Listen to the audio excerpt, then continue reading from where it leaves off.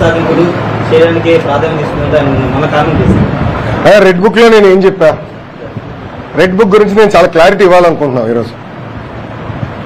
నా ప్రతి స్పీచ్ చూడండి, ఎవరైతే చట్టాలు ఉల్లంఘించి కార్యకర్తల్ని ప్రజల్ని ఇబ్బంది పెట్టారో వాళ్ళని నేను వదిలిపెట్టాను అని స్పష్టంగా హామీ ఇచ్చాను. మళ్ళీ రిపీట్ చేస్తున్నా, చట్టాలు ఉల్లంఘించిన ఓకే. జోగి రమేష్ గారు అబ్బాయి ఏం చేశాడో ప్రజలు తెలుసుకోవాలి. అగ్రిగోల్డ్ భూమి పత్రాలు తీసుకుని ఫేక్ పత్రాలు సృష్టించి అతని పేరుపై ట్రాన్స్ఫర్ చేసుకుని అమ్మేశాడు.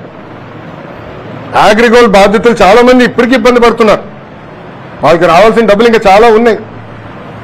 అగ్రిగోల్డ్ భూముల పైన ఫేక్ పత్రాలు సృష్టించి అమ్మేశాడు, డబ్బులు సంపాదించాడు. అంటే యాక్షన్ తీసుకోకూడదా? తెలుగుదేశం, జనసేన, భారతీయ జనతా పార్టీ ప్రభుత్వం రేపు లిక్కర్లో కూడా యాక్షన్ తీసుకుంటాం, ఇసుక దండాల్లో కూడా యాక్షన్ తీసుకుంటాం. అంటే అడ్డగోలుగా ప్రజల భూమి దోచేసినా మేమేం పట్టించుకోకూడదా? నేను ఆనాడు హామీ ఇచ్చా, ఊరూరు మాట్లాడా ఎర్ర బుక్ గురించి. ప్రజలకి నేను హామీ ఇచ్చా, ఎవరైతే చట్టాన్ని ఉల్లంఘించారో వాళ్ళని నేను వదిలిపెట్టే ప్రసక్తే ఉండదు అని నేను ఊరూరు మాట్లాడాను స్వామి. ఎర్ర బుక్ పట్టుకుని తిరిగా చూపించా ప్రజలకి. అందుకే ప్రజలు మాకు అంత అద్భుతమైన మ్యాండేట్ ఇచ్చారు. దాని ఒక్కోళ్ళే కాదు, అందరం కలిసికట్టుగా పోరాడడం. దాంట్లో భాగంగా రెడ్ బుక్ ఒక మ్యాండేట్ మాకు. నేను ఊరూరు చూపించా రెడ్ బుక్. నేను ప్రతి పబ్లిక్ మీటింగ్ లో చూపించా. ప్రజల నిన్న ప్రతి నియోజకవర్గంలో మేము గెలిచాం.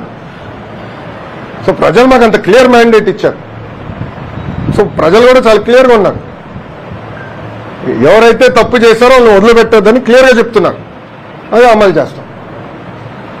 సార్, మంగళగిరి అంటేనే లక్ష్మీనరసింహ స్వామి గుడి, లక్ష్మీనరసింహ అంటే మంగళగిరి. అలాంటి గుడిలో ఉదయం పూట ఉచిత ప్రసాదం దొరకట్లేదని చెప్పి భక్తులకి ఎన్నో ఫిర్యాదులు వచ్చినాయి. అలానే మెట్ల మార్గం కానీ, పెద్ద కోనేరు కానీ, ఈ పనులన్నీ అలానే ఉండిపోయినాయి. సో వాటి మీద ఏదైనా పరిశీలన చేసే అవకాశం ఉందా? మీ అందరూ తెలుసు, ఎన్నికల ముందల నరసింహస్వామి గారు కూడా వ్యక్తిగతంగా నేను కూడా ఆనాడు ఆభరణాలు ఇవన్నీ అందిస్తాం జరిగింది. చాలా మంది నాకు వచ్చి చెప్పారు, మొత్తం గుడిని, కోనేరుని, పానకాల స్వామి కూడా మొత్తం ఆ ప్రాంతం అభివృద్ధి చేస్తే బాగుంటుందని చెప్పారు. నాకు కూడా చాలా మంది వచ్చి ప్రజా దర్బార్లో కలిసినప్పుడు కొన్ని ఫిర్యాదులు ఇచ్చారు. దాని మేరకు మీరే చూసారు, కొన్ని యాక్షన్ కూడా తీసుకుంటాం జరిగింది. గత 5 సంవత్సరాలు అన్ని వ్యవస్థల్ని గత ప్రభుత్వం భ్రష్టు పట్టించింది. అన్నీ ఒక కొలికి తీసుకురావాల్సిన బాధ్యత నా పైన ఉంది. తొలి 100 రోజుల్లోనే మీరు మార్పు చూస్తారు.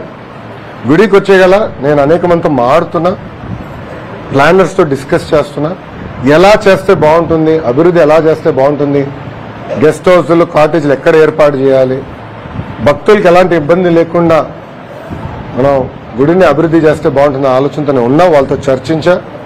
అది త్వరలోనే ఆ మాస్టర్ ప్లాన్ ప్రజల ముందర పెడతా.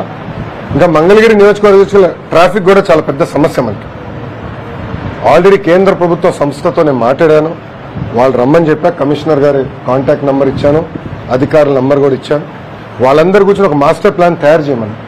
అంటే ట్రాఫిక్ మేనేజ్మెంట్ ఎట్లా చేయాలి, ఎక్కడ ట్రాఫిక్ లైట్స్ రావాలి, అండర్ పాస్లు రావాలి, మొత్తం మాస్టర్ ప్లాన్ తయారు చేయాలని లక్ష్యంతో మేము పనిచేస్తాం. అవన్నీ కూడా త్వరలోనే ప్రజల ముందర పెడతాం. వాళ్ళ అభిప్రాయాలు తెలుసుకున్న తర్వాత అవి అమలు చేస్తాం.